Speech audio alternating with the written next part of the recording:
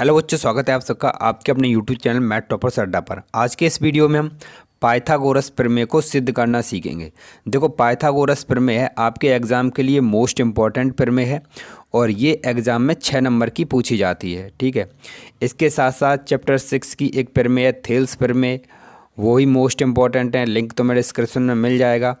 बाकी मैंने चैप्टर 6 की सारी प्रमेय करा रखी हैं, लिंक तुम्हें डिस्क्रिप्शन में मिल जाएगा, उनको भी तुम देख सकते हो, वो भी इंपॉर्टेंट है। लेकिन ये मोस्ट इंपॉर्टेंट है, इसको तुम ध्यान से देखना।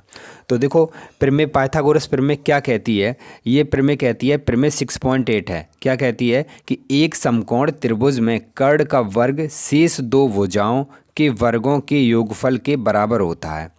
ये प्रमेय कह रही है। देखो, यही क्वेश्चन थोड़ा चेंज करके कैसे पूछा जाता है, क्या कहा जाता है कि एक समकोण त्रिभुज में बड़ी भुजा का वर्ग, इस कर्ण की जगह बड़ी भुजा लिख देते हैं। ठीक है, बड़ी भुजा का वर्ग शेष दो भुजाओं के वर्गों के योगफल के बराबर होता है। ऐसे भी क्वेश्चन पूछ लिया जाएगा तुमसे। ठीक है, तो इसको सिद्ध करने से पहले हम ये देख लेते हैं कि हमारा समकोण त्रिभुज क्या होता है और पाइथागोरस प्रमेय क्या होती है, उसके बाद हम सिद्ध करेंगे।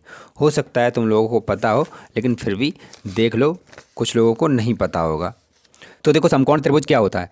तो देखो, एक ऐसा त्रिभुज जिसमें एक कोण 90 डिग्री का हो समकोण त्रिभुज कहलाता है। यहाँ पे मैंने त्रिभुज ABC लिया है जिसमें एक कोण 90 डिग्री का है, ये समकोण त्रिभुज हो गया। समकोण त्रिभुज के सामने वाली भुजा को हम कर्ण कहते हैं। इस AC का नाम कर्ण है, ये 90 के सामने है। बाकी भुजा दो बची, ये वाली आधार हो गई, ये लंब हो गई। ठीक है, अब पाइथागोरस प्रमेय क्या होती है वो समझो। देखो, पाइथागोरस प्रमेय क्या कहती है कि कर्ण का वर्ग, ये वाली भुजा, कर्ण का वर्ग लंब का वर्ग प्लस आधार के वर्ग के योगफल के बराबर होता है। ये पाइथागोरस प्रमेय कहती है, इसी को हम पाइथागोरस प्रमेय कहते हैं। ये है पाइथागोरस प्रमेय। ठीक है, तो इस कर्ण की जगह हमने AC लिख दिया, लंब की जगह BC और आधार की जगह AB लिख दिया। ठीक है, तो कर्ण का वर्ग यानी AC का वर्ग शेष दो भुजाओं, ठीक है, शेष दो भुजाएं AB और BC के वर्गों के योगफल के बराबर होता है। यही पाइथागोरस प्रमेय है।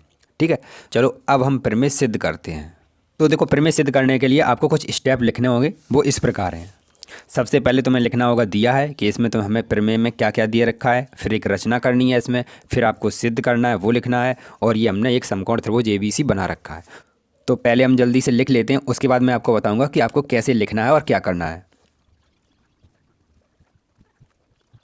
तो देखो, हमने क्या लिखा, सबसे पहले हमने लिखा दिया है। क्या दिया है हमें, समकोण त्रिभुज ABC जिसमें B कोण हमारा 90 डिग्री का है। ठीक है, उसके बाद हमने रचना की। क्या रचना की, BD एक लंब खींचा AC पे। देखो, यहाँ पे मैं आपको रचना करके बताता हूँ।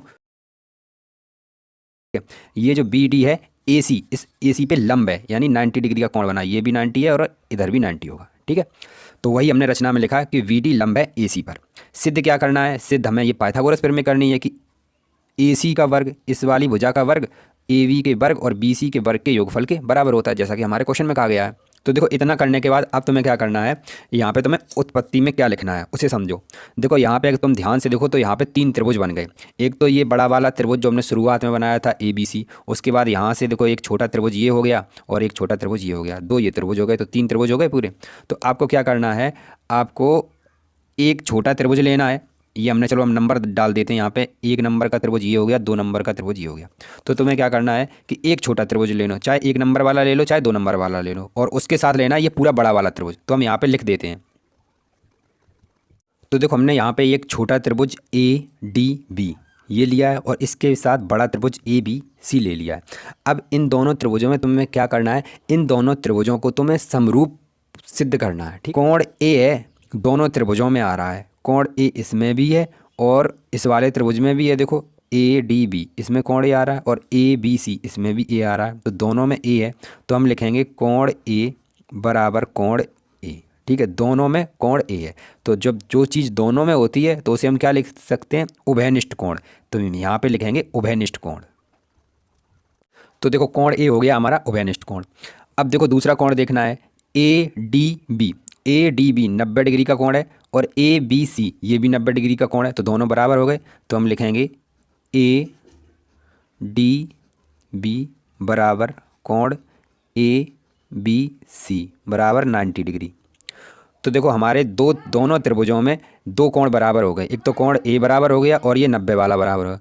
तो किसी 2 त्रिभुजों में अगर 2 कोण बराबर हो जाएं तो दोनों त्रिभुज समरूप सिद्ध हो जाते हैं, कोण AA प्रमेय। ठीक है, तो हम लिख देंगे त्रिभुज ADB समरूप त्रिभुज ए बी सी, ठीक है, लिखेंगे ए प्रमेय से, ठीक है, एंगल प्रमेय से आपने पढ़ी होगी, ठीक है। इसको भी मैंने सिद्ध करके बता रखा है, तो वीडियो का लिंक तुम्हें डिस्क्रिप्शन में मिल जाएगा। दोनों त्रिभुज समरूप सिद्ध हो गए, तो आपको पता होगा कि जब दो त्रिभुज समरूप होते हैं तो इनकी संगत भुजाओं का अनुपात कैसा होता है, बराबर होता है। तो यहाँ पे इनकी संगत भुजाओं का अनुपात तुम्हें बराबर करना है। अब यहाँ पे कौन सी भुजाओं का अनुपात बराबर करना है वो समझना बहुत इंपॉर्टेंट है, ध्यान से देखना। ये ट्रिक में जो बताने जा रहा हूँ ये तभी काम करेगी जब ये तुम क्रम से लोगे, ठीक है। तुमने कौन सा कोण लिया, ए डी बी लेना है, उसके बाद ए बी सी लेना है। इसी क्रम से अगर तुम लेते हो तभी ये ट्रिक जो मैं बता रहा हूँ वो काम करेगी। अगर तुमने इसका ये चेंज कर दिया, तुमने कहीं ऐसे ले लिया बी डी ए, तो ये ट्रिक काम नहीं करेगी। तुम्हें ए डी बी लेना है और ए बी सी लेना है, इस प्रकार लेना है। तो हमने वही यहाँ पे तो ले ही रखा है। तो देखो सबसे पहले ये लेना है आपको ए डी, यहाँ पे लिखना है ए और डी, और इसके नीचे पता बटे में क्या लिखना है, ए बी को। पहली ये दो और यहाँ से ये दो उठा लो, ये बन गया ए बी।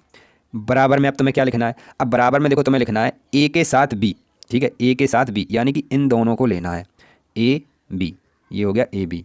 और इसके साथ पता किसको लेना है, ए के साथ सी। देखो क्रम से समझना, ए डी के बटे में ए बी लिया, ए बी के बटे में हमने ए सी लिया, ए सी, ठीक है। अब क्या करना है, इन दोनों का तुम्हें कर देना है गुणा, इसका गुणा इधर, इसका गुणा इधर। तो देखो इसका गुणा इसमें करो, ए बी का गुणा ए बी में करोगे तो क्या आएगा, ए बी का स्क्वायर हो जाएगा, और ये कितना आ जाएगा, ये आ जाएगा ए डी गुणा ए सी, ठीक है। इसको क्या करो तुम, समीकरण नंबर 1 डाल दो, ये हो गया समीकरण नंबर 1। अब क्या करेंगे, देखो अब तुम्हें फिर त्रिभुज लेना है। अब की बार हमने ये वाला छोटा त्रिभुज लिया था और उसके साथ बड़ा त्रिभुज लिया। अब ये 2 नंबर वाला त्रिभुज लेंगे और उसके साथ बड़ा त्रिभुज लेंगे, ठीक है। तो हम यहाँ पे लिखेंगे त्रिभुज बी डी सी और त्रिभुज ए बी सी में। अब इन दोनों त्रिभुजों में क्या करना है, इन दोनों त्रिभुजों को भी तुम्हें समरूप सिद्ध करना है।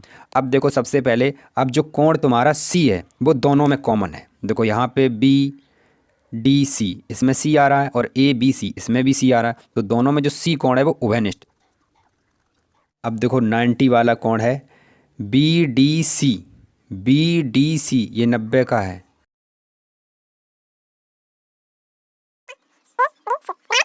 तो देखो दो त्रिभुजों में दो कोण हमने बराबर सिद्ध कर दिए। जब दो कोण बराबर सिद्ध हो गए तो ये दोनों त्रिभुज समरूप सिद्ध हो गए। तो हम यहाँ पे लिख देंगे त्रिभुज, तो देखो ये दोनों त्रिभुज समरूप सिद्ध हो गए। किस प्रमेय से, ए प्रमेय, यानी कोण कोण प्रमेय से, ठीक है। अब देखो दोनों त्रिभुज समरूप हैं तो इनकी संगत भुजाओं का अनुपात बराबर होगा। अब तुम्हें कौन सी दो भुजाएं लेनी है, तो इसमें भी एक ट्रिक याद रखना। यहाँ से उठाएंगे बी डी को, हमने डी सी को, तो हमने डी सी को उठाया, यहाँ से उठा लिया हमने बी सी को, इधर लास्ट के 2 अक्षर और इधर के 2 अक्षर बटे में बी सी, ठीक है, बराबर। अब क्या करना है, तुम्हें यहाँ से लेना है बी सी को, तो हम यहाँ पे लिखेंगे बी सी, और यहाँ से क्या लेना है, यही क्रम ए सी, यहाँ ले लिया हमने ए सी। अब क्या कर देना है, इन दोनों का गुणा कर देना है। तो देखो जब हम गुणा करेंगे बी सी का बी सी में गुणा करेंगे तो ये हो जाएगा बी सी का स्क्वायर बराबर, ये क्या हो जाएगा, डी सी गुणा ए सी, डी सी गुणा ए सी, और इसको हम डाल देंगे समीकरण नंबर 2, ठीक। अब क्या करेंगे, इन दोनों समीकरण को हम जोड़ देंगे। तो हम लिखेंगे समीकरण 1 और समीकरण 2 को जोड़ने पर। तो देखो हमने लिख दिया समीकरण 1 व 2 को जोड़ने पर, इसको इससे जोड़ देना है और इस साइड को इससे जोड़ देना है। तो ये हो जाएगा तुम्हारा ए बी का स्क्वायर, इसको इससे जोड़ देना है, प्लस बी सी का स्क्वायर, ठीक है, बराबर ये क्या है, ए डी गुणा ए सी, इसके साथ जोड़ना है, प्लस डी सी गुणा ए सी, ठीक है। अब क्या करना है, देखो यहाँ से अगर हम देखें तो यहाँ से हमें क्या कॉमन मिल रहा है, ए सी कॉमन मिल रहा है। तो हम यहाँ से ए सी कॉमन ले लेंगे, तो हमारे पास क्या बचेगा, ये बचेगा ए डी और प्लस का डी सी बराबर ए सी। अब देखो ए डी और डी सी, अब तुम्हें चित्र पे जाना है, A D plus D C क्या होता है। अगर हम चित्र में देखें तो ए डी और डी सी दोनों को अगर हम जोड़ दें, ठीक है, तो इसको हम पूरा ए सी नहीं लिख सकते हैं। देखो यहाँ से यहाँ तक ए डी हो गया और यहाँ से यहाँ तक डी सी हो गया, इन दोनों को पूरा ए सी लिख दें। तो इसी प्रकार हम इस पूरे को यहाँ इन दोनों को हम ए सी लिख सकते हैं, तो हमने इसे लिख दिया ए सी। तो जब तुम इन दोनों का गुणा करेगे तो क्या हो जाएगा, ए सी का स्क्वायर, ठीक है। और ये तो दोनों बराबर में साथ चल ही रहे थे तो हम ये यहाँ पे लिख दे रहे। तो देखो ये प्रमेय हमारी प्रूव हो गई, यही हमें प्रूव करना था, ठीक है। ये प्लीज़ वीडियो को लाइक कीजिए, शेयर कीजिए और अपने चैनल को सब्सक्राइब कीजिए। मिलते हैं नेक्स्ट वीडियो में, तब तक के लिए जय हिंद।